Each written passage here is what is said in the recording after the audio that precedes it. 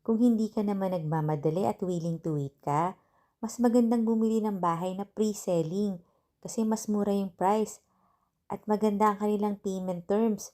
Pwedeng 1 year to pay yung down payment o pwede ring 2 years.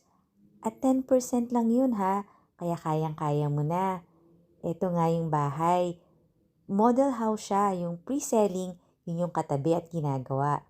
Pero pareho lang sila ng layout, pati ng size, pati ng mga orientation. So parang nakita mo na rin talaga ang future house mo.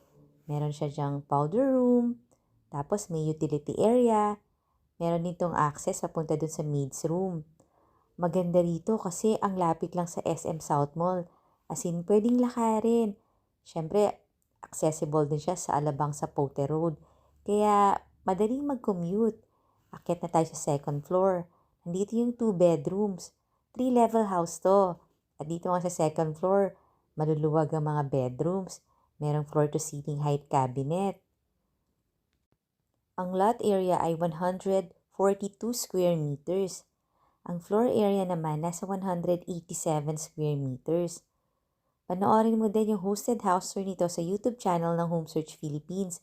Subscribe ka na para makakita ka pa ng mas maraming houses. Siguradong dito mo makikita ang dream house mo.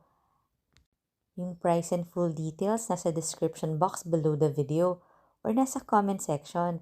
Ito yung master bedroom, meron siyang balcony at sariling walk-in closet at bathroom. Pero kung talagang kailangan mo nang lumipat agad, meron din namang ready for occupancy yung seller. At eto na nga yung magandang part. Malapit lang sa clubhouse yung bahay. Meron ka ditong malaking space, pwedeng pagganapan ng mga birthdays. At eto na nga yung maluwag na swimming pool. Meron pang adult pool and kiddie pool.